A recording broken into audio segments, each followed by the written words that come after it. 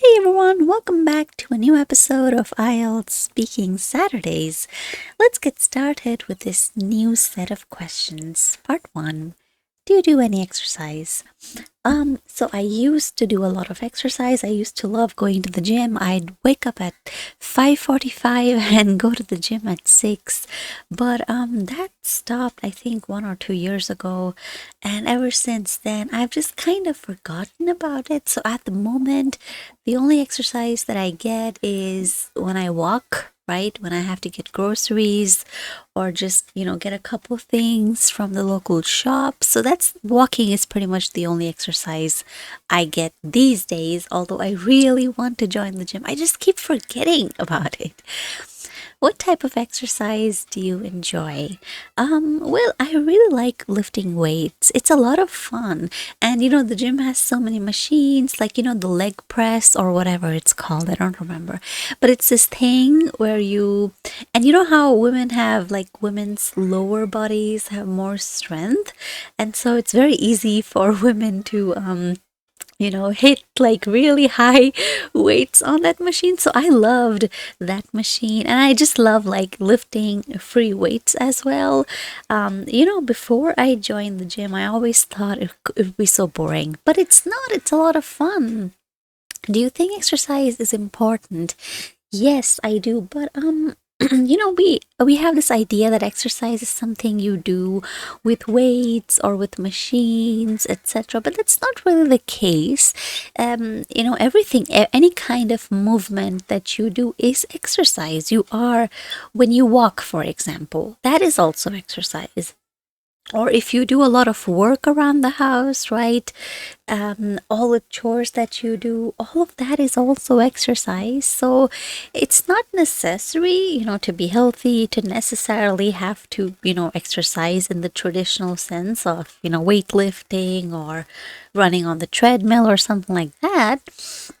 Because and I think, well, I mean, obviously, modern lifestyles are very sedentary, and so we don't really get the natural exercise that we used to, which is why now we have to go to the gym and everything.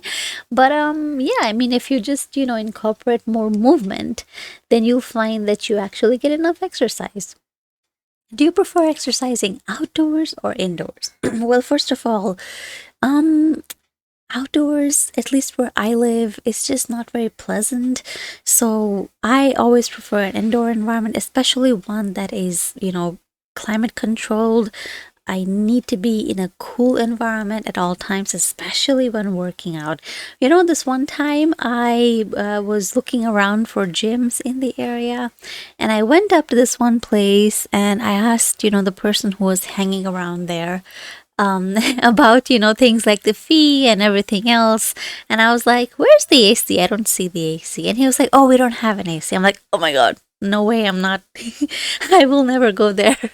So yeah, it's really important because, again, also, with an indoor gym, there's less noise, and of course, it's quieter. So all these things are very important for me. Okay, let's go on to part 2. Describe an old friend that you lost touch with and got in contact with again.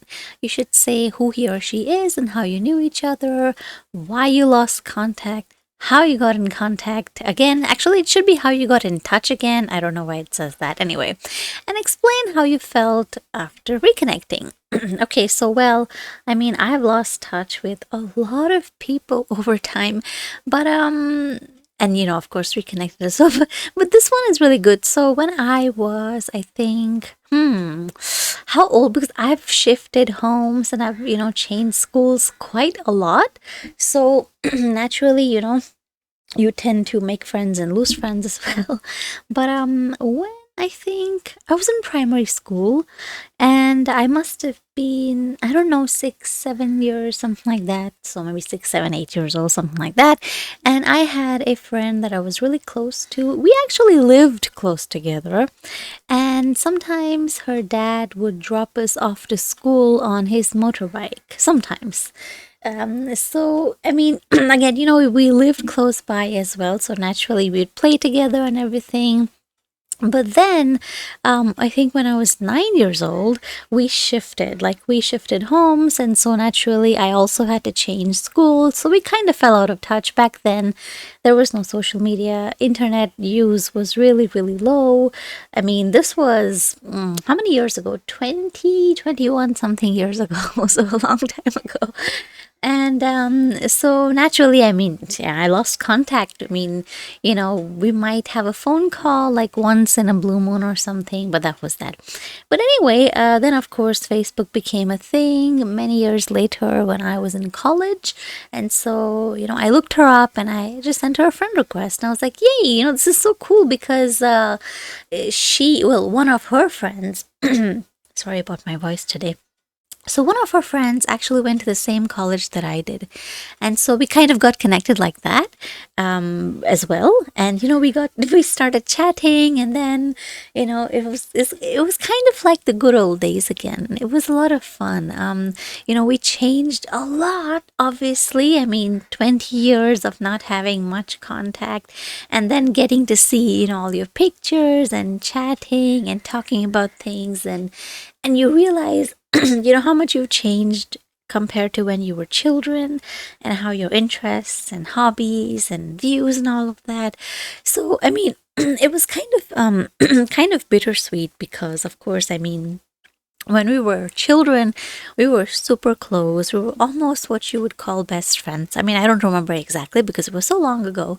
But yeah, we were so close, and now we're just like acquaintances. I mean, so it was a bit strange if I'm being honest. But yeah, that's how it is. I mean, that's normal, that's natural. Okay, let's have a look at part 3 questions. Why do old friends sometimes lose touch with each other? There can be so many reasons for this. I mean, you grow up and, especially when you're young, right? You might, like I did, you might move house. You might go to a different school, college, university. A lot of people move away from their hometowns or even change countries. So, I mean, at every stage in life, you kind of do have different friends, especially nowadays. I mean, maybe, like 30, 40 years ago, people kind of just stayed, in their cities and states. They didn't move around so much. But nowadays, I mean, it's a hyper globalized world. So, you kind of grow apart physically like that. And of course, if you don't, if you're not close to each other physically, it can be difficult to sustain a friendship. Not always, though. I mean, nowadays you have a lot more tools, and, I mean, a lot of friendships are entirely online as well. So, I mean, it can also be that you just grow apart, right? Because, of course, people can have different interests, hobbies, values. Your values change with time, with circumstance, with age. People, just fall out. They may not necessarily hate each other, but they might just, we no longer have anything in common. So naturally, just kind of, fizzles out. How important is it, sorry, how important is it to have long-term friendships? Well, I think well, I mean, obviously it's really important. You know what they say? Loneliness is just as bad as smoking. And I read that a couple months ago. I read that somewhere, I think in a newspaper or something, I don't remember. But you need to have people that have known you for a lot, because of course you can make new friends at any point, right? But the kind of well, I mean, you cannot just trust someone you've only known a few weeks, right? You don't know what their intentions are. You don't know if they're trustworthy. But old friends, or at least people that have known you for many years, there's just a different comfort level. They also kind of know how you are, how you react to things. You understand each other's, types of humor. You understand each other a lot better compared to someone that you've only, recently met. So, and it kind of also serves to anchor you, to make you feel more stable, like it's so much fun. Like, you have friends that you've known for 10, 15, maybe 20 years, and you can always reminisce. You can always talk about the old times as well and just think how cool is it that, you've had these experiences as a teenager with this person, also as an adult, and now you navigate adult life. You like get married, have children, have careers and all of that, and you talk about that. So it's I think it's important. But I don't know. I mean, I don't know many people who've had super long friendships. Like when I think long friendships, I think knowing someone for 10, 15, maybe 20 years. So that's rare. What are some ways to maintain friendships in the digital age? Oh, wow. That's, I mean, super easy nowadays. You can, I mean, 10 or so years ago, even just 10 or so years ago, it was kind of difficult. But lately, it's super easy. I mean, I have so many friends that I've never actually seen in person. I've just known them online. And I mean, like I was saying, 15 years ago, Skyping, FaceTiming, etc. It was still of course, it was possible, but it wasn't like so widespread. But nowadays, it's nothing.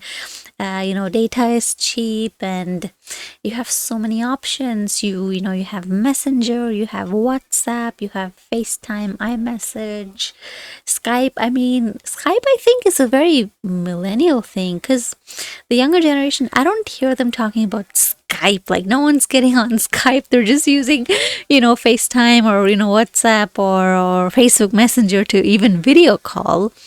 So it's kind of like someone says Skype, that they're a millennial or maybe older. But yeah, that's a great way to stay in touch. I remember being a teenager and sending emails. Nobody sends emails now. That's so old fashioned, right? It's like emails are for, like official communication and stuff. But back in my day, and I know that makes me sound like I'm 80 years old or something. But back in my day, waving a stick, back in my day, we used to have MSN. I'm sure nobody under 28 knows what MSN is, but we used to have MSN and even Yahoo Chat, Yahoo Messenger. And it was such a nice application. The screen would buzz, and if somebody poked you. It was just so much fun. You could set your status and all these things. But that was the internet 20 years ago. Not 20 years ago, I mean 15-ish years ago. But yeah, nowadays it's a lot easier. I remember when I was one of the earliest adopters of the internet. I had a smartphone with the internet. I would never go a single day without the internet ever since we got it in 2004, 5, 6 or something. So I would have all these messaging apps on my phone that use the internet, but a lot of my friends were not so internet savvy. So they would I would always have the internet. You understand, I'd always have the internet on my phone, but my friends wouldn't. So it was kind of difficult to keep in touch with them. But yeah, nowadays it's super simple. I mean, like I said, you have people that have never seen each other and they're still very good and very close friends. The friendship exists entirely online. How do friendships change as people grow older? Well, that depends. I mean, I don't really know. I'm only 30, so I don't have that much experience. But I can say that I'm supposing that, friendships as a child are just about fun. That's it. I mean, as a child, as a teenager, there's not that many serious things happening in your life, right? For most kids and teenagers. But as an adult, you go through you start living in the real world. So it's more about, I think you get to really know who a friend is when you're an adult. How they guide you and help you, and not always about helping, but the kind of support system.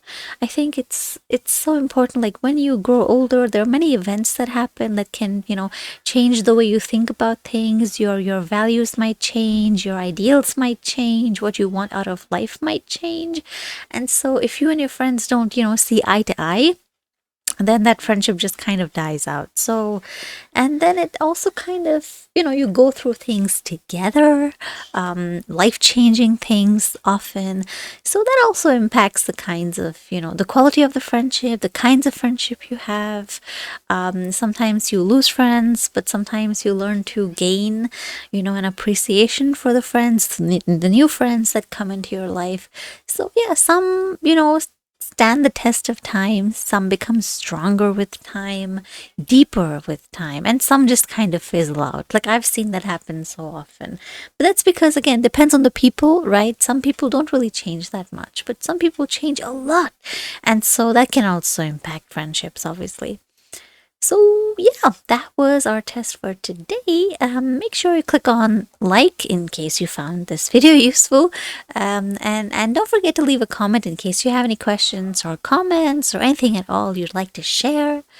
Even if you have any feedback, I'd love to hear from you. And yeah, don't forget we have tons of other videos as well, so don't forget to check those out. They'll be super helpful in your preparation. And I'll see you in the next video. Bye bye.